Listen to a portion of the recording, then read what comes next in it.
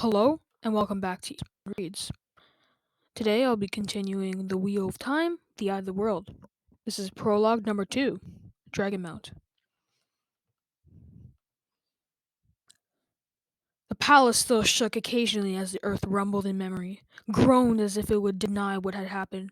Bars of sunlight cast through rents in the walls made mounts of dust glitter where they went, yet hung in the air. Scotch marks marred the walls, the floors, the ceilings. Broad black smears crossed the blistered paints and gilt of once bright murals. Soot overlaying crumbling friezes of men and animals which seemed to have attempted to walk before the madness grew quiet. The dead lay everywhere, men and women and children, struck down in attempted flights by the lightnings that had flashed down every corridor, or sized by the fires that had stalked them, or sunken into stone of the palace, the stones that had flowed and sought almost alive before stillness came again. In odd counterpoint, colorful tapestries and paintings, masterworks all hung undisturbed except where bulging walls had pushed them awry. Finely carved furnishings inlaid with ivory and gold stood untouched, except where the rippling floors had toppled them. The mind twisting had struck at the core, ignoring superficial things. Luz Theron Talmon wandered the palace, deftly keeping his balance where the earth heaved. Ilyena, my love, where are you? The edge of the palace gray cloak trailed through blood as he stepped across the body of a woman. Her golden hair beauty marred by the horror of her last moments. Her still open eyes frozen in disbelief. Where are you, my wife? Where is everyone hiding?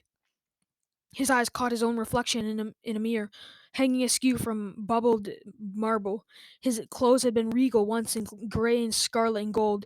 Now the finely woven cloth, brought by merchants from across the world sea, was torn and dirty, thick with the same dust that covered his face and skin. For a moment he lingered the symbol on his cloak, a circle half white and half black, the color separated by a sinuous line. It felt something. That symbol. It meant something, that symbol, but the embroidered circle could not hold his attention long. He gazed at his own much image with as much wonder. A tall man just into his middle years, handsome once, but now with their already more white than brown in a face, lined by strain and worry, dark eyes that had seen too much. Luz Theron began to chuckle, then threw back his head. His laughter echoed down the lifeless halls. Ilyena, my love, come to me, my wife. You must see this. Behind him, the air rippled, shimmered, solidified into a man who looked around, his mouth twisting briefly with distaste. Now so tall as Luz Theron, he was clothed all in black, save for the snow-white lace at his throat and silver work on the turned down tops of his thigh-high boots. He stepped carefully, handling his cloak fastidiously to avoid brushing the dead. The floor trembled with aftershocks, but his attention was fixed on the man, staring into the mirror and laughing. Lord of the morning, he said, I have come for you. The laughter cut off as it had never been, and Luz Theron turned, seemed surprised. Ah, guest, have you? The voice, stranger? It will soon be time for the singing, and here all are welcome to take part. Ilyena, my love, we have a guest, Ilyena! Where are you? The black-clad man's eyes widened, darted to the body of the golden-haired woman, then back to Luz Theron. Shaten take you. Shaten take you? Does the taint already have you so far in its grip? That name, Luz Theron shuddered and raised a hand as though to ward off something. You mustn't say that name. It is dangerous. So you remember that much, at least. Dangerous for you, fool. Not for me. What else do you remember? Remember, you light-blinded idiot? I will not let it end with you swaddled in unawareness. Remember! For a moment, Luz Theron stared at his raised hand, fascinated by the patterns of grim. Then he wiped his hand on his even dirtier coat and turned his attention back to the other man.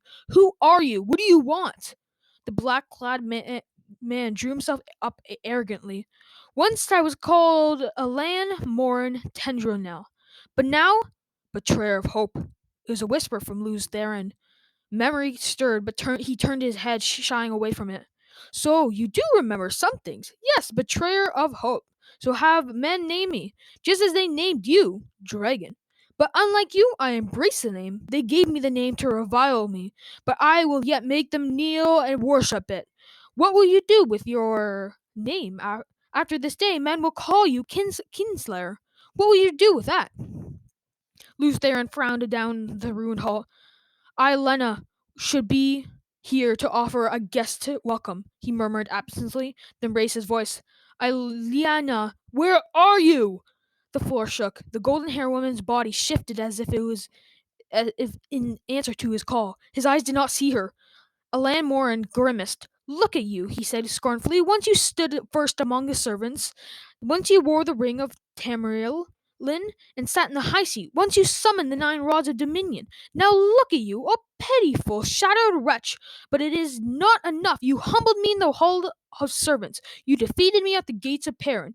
Dissen, but I am the greater now. I will not let you die without knowing that. When you die, your last thought will be the full of knowledge of your defeat, of how complete and utter it is. If I let you die at all, I cannot imagine what is keeping Ilyena. She will give me the rough side of her tongue if she thinks I have been hiding a guess from her. I hope you enjoy conversation, for she surely does. Be forewarned. Ilyena will ask you so many questions you may end up telling her everything you know. Tossing back his black cloak, Alan Morin flexed his hands. A pity for you, he mused, that one of your sisters is not here. I was never very skilled at healing, and I follow a different power now, but every one of them could only give you a few lucid minutes if you did not destroy her first. What I can do will serve as well for my purposes. His son's smile was cruel. But I feel Shatem's feeling is different from the sort you know. Be healed, Luz Theron. He extended his hand, and the light dimmed as if a shadow had been laid across the sun. Pain blazed in Luz Theron, and he screamed a scream that came from his depths. A scream he could not stop. Fire seared his marrow. Acid rushed along his veins. He toppled backwards, crashing to the marble floor. His head struck the stone and rebounded. His heart pounded, trying to beat its way out of his chest, and every pulse gushed that now new flame through him. Helplessly, he convulsed, thrashing his skull a sphere of purest agony on the part of bursting. His hoarse screams reverberated through the palace. Slowly, ever so slowly, the pain receded. The outflowing seemed to take 1,000 years and left him twitching weakly, sucking breath through a raw throat. Another 1,000 years seemed to pass before he could manage to heave himself over, muscles like jellyfish, and shankly pushed himself up on hands and knees. His eyes fell on the golden-haired woman, and the scream that was ripped out of him dwarfed every sound he had made before. Tottering, almost falling, he scrambled brokenly across the floor to her. It took every bit of his strength to pull her up into his hands. His hands shook as he smoothed her hair back from her staring face. Ilyena! Light! Help me! Ilyena! His body curved around her protectively, his sobs the full-throated cries of a man who had nothing left to live for. Ilyena! No! No! You can have her back, Kinslayer. The great Lord of the Dark can make her live again if you will serve him. If you will serve me. Luz Theron raised his head, and the black-clad man took an involuntary step back from that gaze. 10 years, betrayer, Luz Theron said softly, the soft sound of steel being barred. 10 years your foul masters racked the world, and now this! I will! 10 years, you pitiful fool. This war has not lasted 10 years, but since the beginning of time. You and I have fought 1,000 battles with the turning of the wheel, 1,000 times, 1,000 times, 1,000, and we will fight until time dies and the shadows triumph. He finished in a shout with a raised fist, and it was Luz Theron's turn to pull back, breath catching at a glow in the betrayer's eyes. Carefully, Luz Theron laid Ilyena down, fingers gently brushing her hair. Tears blurred his vision as he stood, but his voice was iced iron. For what else you have done, there can be no forgiveness. Betrayer, before Ilena's death, I will destroy you beyond anything your master can repair. Prepare to remember, you fool. Remember your futile attack on the great lord of the dark. Remember his counterstroke. Remember, even now the 100 companions are tearing the world apart, and every day 100 men more join them. What hand slew Ilyena, Sunhair, Kinslayer? Not mine, not mine. What hand struck down every life that bore a drop of your blood? Everyone who loved you, everyone you loved? Not mine, Kinslayer, not mine. Remember, and know the price of opposing Shaitan. Sudden sweat made tracks down loose Theron's face through the dust and dirt. He remembered a cloudy memory like a dream of a dream, but he knew it true. His howl beat at the walls, the howl of a man who had discovered his soul damned by his own hand, and he clawed at his face as if to tear away the sight of what he had done. Everywhere he looked, his eyes found the dead, torn they were, or broken, or burned, or half consumed by stone.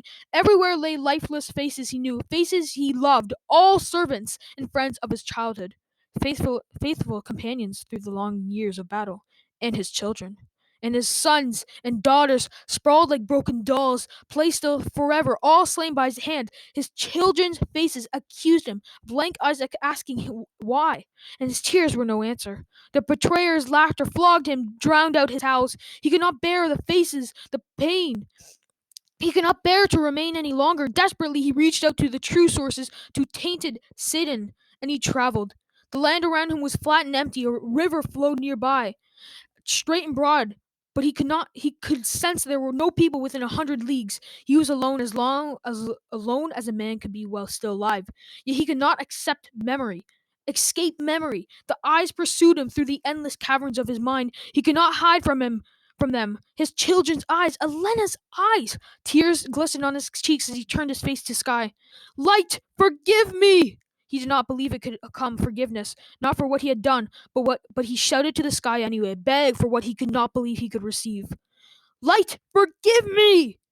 He was still touching Seden, the male half of the power that drove the universe, that turned the wheel of time, and he could feel the oily taint fouling its surface, the taint of the shadow's counterstroke, the taint that doomed the world because of him. Because in his pride he had believed that the men could match the Creator, could mend what the Creator had made they had broken. In his pride he had believed. He drew on the true source deeply and still more deeply, like a man dying of thirst. Quickly, he had drawn more of the one power than he could channel unaided. His skin felt as if it were aflame. Straining, he forced himself to draw more, tried to draw it all. Light, forgive me! Ilyena!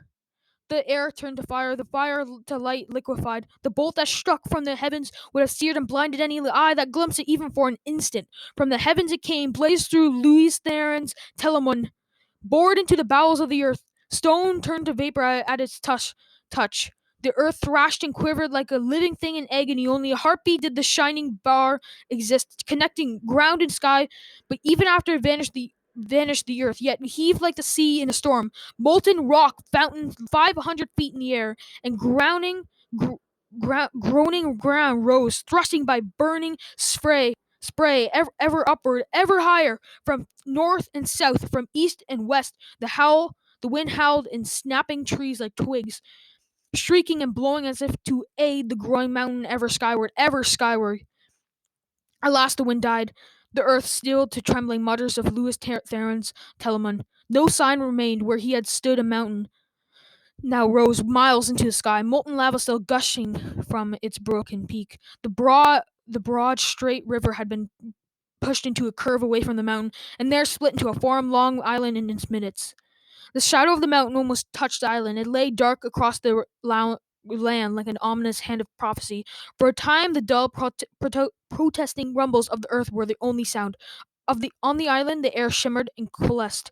The dark-clad man stood staring at the fiery mountain rising out of the plain, his face twisted in raging contempt. You cannot escape so easily, dragon! It is not done between us. It will not be done until the end of time. Then he was gone, and the mountain and the island stood alone, waiting.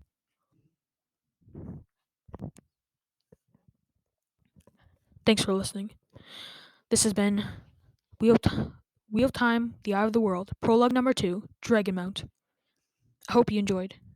Please subscribe if you like what I like these audiobooks, and check out my other content if you like this. Other episodes of this will be coming out soon. Thanks for listening. See you next time.